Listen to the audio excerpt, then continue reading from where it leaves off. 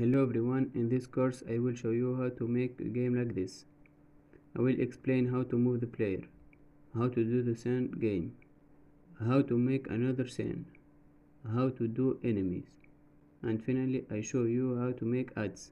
We will do all this by programming and design.